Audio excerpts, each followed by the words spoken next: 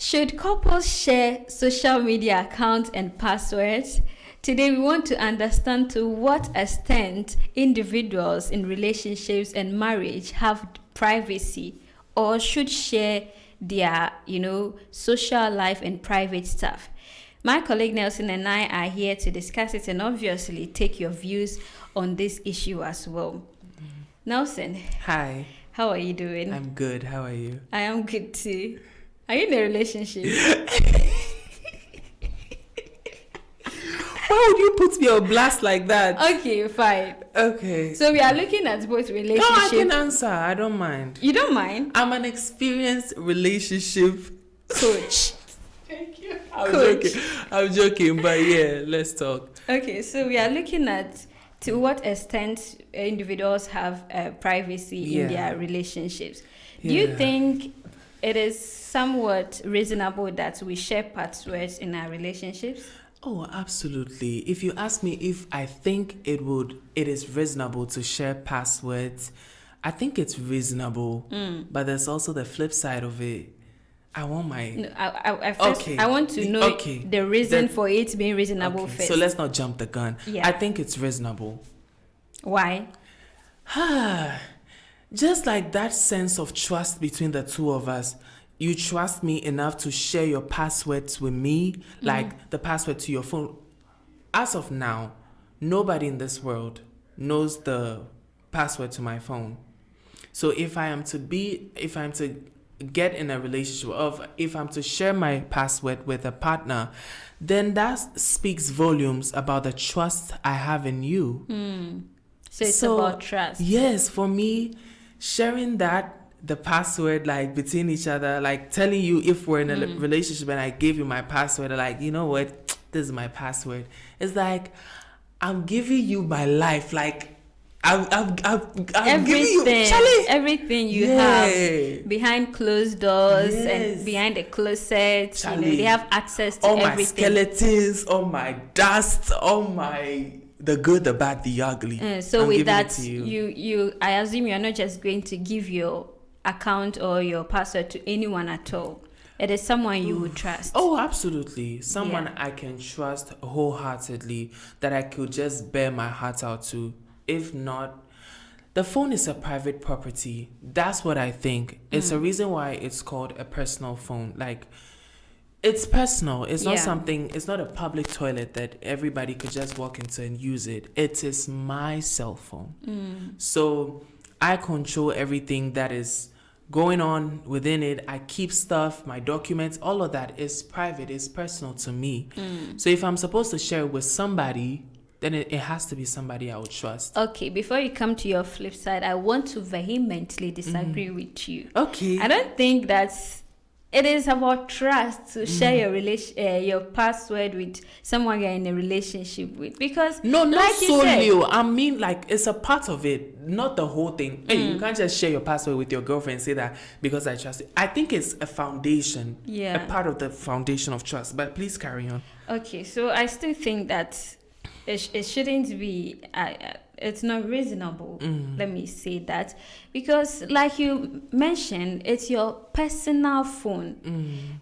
You have your account on the social media things, your documents. You mentioned all those important things, and then you let someone access everything like that, your skeleton just like that. Even if you trust the person, I don't think, because human beings can change. Friends today can become enemies tomorrow. You know, right? Love tends to hate so quickly. Right. And you don't know what that person is capable of doing. You may know, and you think that love will cover that dark side of the person. But the moment that love is not there, that dark side is going to take effect. Right. And you don't know to what extent that person can go to harm you, knowing all your secrets, your documents, and everything about you. Perhaps you are 54 years and then you are claiming 34 for a job or something. When you fall out of love, that person will come in. Air your dirty laundry. Exactly. Yeah. So with that, I don't agree that we should share. If you could share your phone in instances where, oh, Nelson, I want you to check out this thing for me. Yeah. You give the person your phone, they check it out, and then they give it back to you. Without giving them the password. Yes, without giving them the password. Or you could ask me, my partner could ask me, give me your phone, I want to do this, I want to Google something. I open Google for you, I give it to you. You are done with Google, you don't have any right to go anywhere else. You bring it back to me. Yeah. Well, for me, I'm not going into a relationship thinking about what if we break up in the next 5 to 10 years. I want to believe that when I'm going into a relationship, it's with somebody I know, I love, I trust, I can share my stuff with. And I 100% agree with you.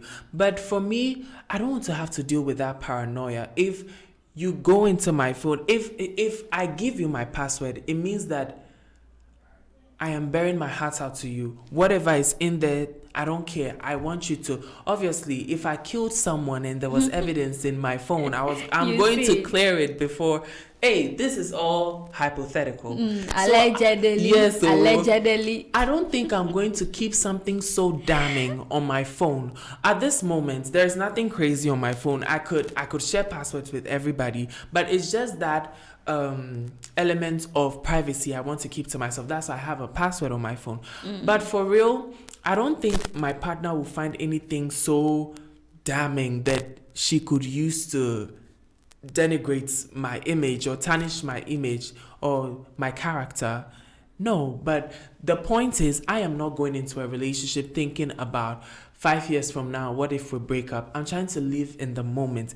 And in the moment, if I trust you enough, Charlie, take my password. That's just me. But you know of the saying, expect the unexpected. That's what I'm saying. Me, I know they see that. This is life. We have to face reality but I'm trying to live in the moment. I'm trying to enjoy the moment. I want to be in love. Even your parents will leave you someday. So what makes you think? But Charlie, what are you hiding in your phone? It's not about hiding something. What is that? Like I said, if you want to see something on my phone, ask me and I give it to you, and then you see it. Yeah. Okay, maybe it's perhaps I can use another person's phone. That is me. I can't take your it doesn't interest me. There's nothing interesting on your phone. I have a partner and nothing interests me about his phone except I want to take pictures, of course. Hey, Angie, did you just put a record? Yes. So you're off the market? I'm off the market, yes. Okay. So, except I want to take pictures with his phone because his camera is very good. It's better than mine. That's the only business I have with his phone. And then pester him to send me the pictures. Yeah. Apart from that, I open his WhatsApp and I don't know what I'm going to do there. I don't know any name in there. Why? I won't enjoy his Instagram. I won't enjoy his TikTok. I won't enjoy it because the algorithms, you know, it differs from what you watch. He is into tech. I am into this lifestyle and thing. So our feeds are different. Right. What am I going to enjoy on his phone? So we should just keep it like that. I mean, going through people's phone and it doesn't make any sense. He has shared his password with me every time, but I always forget. Hey, and each time to go and see your mother. No, I'm just saying, like, I don't have any business with his phone. Anytime I want to use it, like take a picture, for instance, I ask him, "Oh, what's the password again?" He'll be like, "How many times should I tell you the password? Right. How many times should I tell you the password?" It's just that it's not my phone. I can't keep it in my head. So password sharing, let it be private. It should be private. Yeah. Well, I'm not advocating for it to be shared, but I'm just speaking for myself. If I were to be in a relationship right now, or let's say I'm in a relationship right now, Charlie, I'll share. Mediate. You share. I'll share. Love they go you. I'll share. You fall with everything. I'll share, crowd. So what do you think about people who go through their partner's phone, like reading their messages, looking for suspicious? Hey, media, I'll do. You do that? God, Angie, like, I don't know, but like, I need to know your interaction with other people. How? As my partner, I need to know. Like, I just want to know that, okay, this is a different analogy, but I'm just thinking, it's just like, when parents have kids, you need to know the friends of your child. So you know the kind of company your child keeps. That is your child, and you are protecting him or her. But okay, let's bring it back to relationships. I need to know if my partner smokes. Some of the things were challenge. This is a romantic relationship. So I think in a romantic relationship, the foundation of friendship is important, but sometimes because of the sexual element in the romantic relationship, we sort of veer away from the basic friendship. And so my partner will have the basic friendship with her normal friends, and that would allow her to, express herself better or in a different way with her other friends. And you want to know all that. Hey, yes, what's wrong if I know? I want to know my partner. You may misunderstand. How would I misunderstand when I'm reading everything? For instance, she could have a best friend. Yeah. Or a good friend. Let me not use the best friend because people have polluted the word best friends between males and females now. So she could have a very good friend from the beginning before you came in, and then this will be a friend she would say, "Oh, I care about you. I love you. I miss you." On the friendship basis, even before you came in the picture. But it doesn't stop her from saying it when we are in the picture, right? But you will see it and misunderstand. Why should you say I care about you? Why should you say I miss you to this friend? Wait. Meanwhile, I don't mind the I love you as my partner. I don't mind I love you to other. Hey, maybe I mind though. I don't even know. But actually, but context matters. Yeah. It's not the words that you see that actually makes you think like she's doing something. Yeah. There's a lot that has to do with context, where they came from. Yeah. I want to think once we're in a relationship, you respect me enough to, keep it cute. Like, stop some of the sexually suggestive stuff you probably were doing. Sexually suggestive. Maybe they were not. I'm limiting it to sexually suggestive. So if it's regular, a basic, like normal conversations with friends, friendly vibes. I also have other friends who I would say I love you to, and I don't hope to be crucified when I do that. So why would I put a whole restriction on my partner to say I love you? No. So she was hugging this guy each time she sees him. Now she should stop hugging him. I'll be hugging and go for handshake. If you do that, Charlie, this is a whole Charlie, buddy, hugging. It's tough, it's tough because think of the other friend too. They may feel some way, like I don't mind a hug. I don't mind a handshake. I don't mind a peck. You don't mind a peck? I don't mind a peck because me too, I'll do. So yeah, it's true. Charlie. In as much as we want our partners, to stay for us, we shouldn't forget that we may meet our own kind of friends and do those same things we don't want our partners to do. What about you? What about me? Oh, I want to do it, but I don't want my partner to do it. Yeah, give me the look. So why you girls like that? Why? Because I've heard it. Like a few I've like experienced it firsthand. Where a friend of mine, do I say this? Okay, a friend of mine wanted to keep her male friend as a male friend, but she had her own boyfriend, and she wanted this male friend as her best friend, but she didn't want her best friend to go in for a girlfriend. Oh yes, that is there. I've experienced that before. I had a best friend like that too. When he got a girlfriend, I became so jealous. Why would he get a girlfriend? Why? But I couldn't. I didn't confront him because I know he has the right to. So were you acting all bitchy? I tried to keep it cool because there was nothing binding. We are just friends. Right. I was being a reasonable friend, but deep inside me, you were hurting. I was hurting. Why should? Because the moment another girls come into your life, you are going to forget about me. He doesn't come to my house anymore. He's spending time with a girl. When I go to his place, all the things that we do together, like eating together, serving me food, water. He's doing it for the girl. He used you to learn how to treat to learn. And now I'm seated all there that and training on that man, You on know, another woman. I'm seated there and then he's doing all of it with this girl and bullshit. I'm not doing this. I left the house. I gotta get up out of here. I left the house. Okay. Did we veer away from the conversation? We are not. Okay, let's take it from this angle. What about, do you believe you should be accountable to your partner in a relationship? Yes, to some extent you should be accountable, you know. Not just because you are trying to be accountable, but for your own safety as well. Yes. I like Because, the safety part. Yes, safety is very key when it comes to relationship. Let's say both parents know you are together, right? And one of you goes missing. The first person they'll ask is your partner. And right. what if you didn't tell your partner where you are going? What does he or she have to say? So to some extent, we have to be accountable to our partners. It goes both ways, not just the lady to the man. Because in our society, we believe that it's the women who should be doing all those things. I'm going here, I'm doing this, I'm doing that. But men should also be accountable to their women, you know, in their finances. Did I say that? Okay. In marriage, yes, your finances could be plain, but in relationship, you could at least keep it to yourself. But then, you know, for safety reasons, where you go, what you are doing, all those things should be in the known to your partner.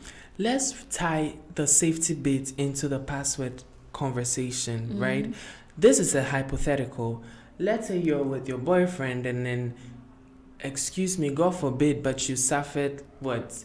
Heart attack. A heart attack, something, you collapsed, and you didn't share your password with your... Use my fingerprint. Oh, please, let's assume even dead people, they use their fingerprint to open their phone. Fingerprints didn't exist. Let's assume face recognition didn't exist.